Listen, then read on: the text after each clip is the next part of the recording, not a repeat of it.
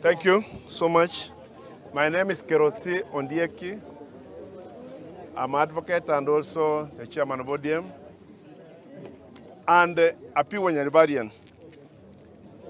I want to say that the actions of the deputy governor of moving from a position where he's representing us, Nyaribari, without consultation is wrong.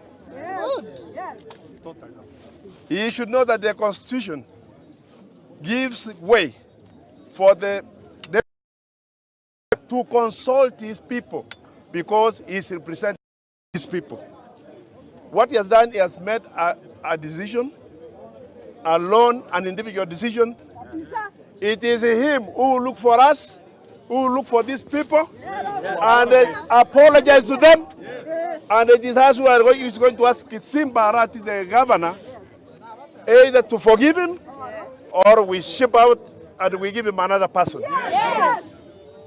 Deputy governor must respect the people of Nyaribari Church and Nyaribari Masaba. Yes.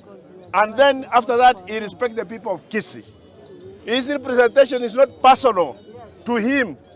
He is not acting as a deputy governor as Monda, but he is acting on behalf of a community. Yes. Regional balancing is in the Constitution, and he is representing a region.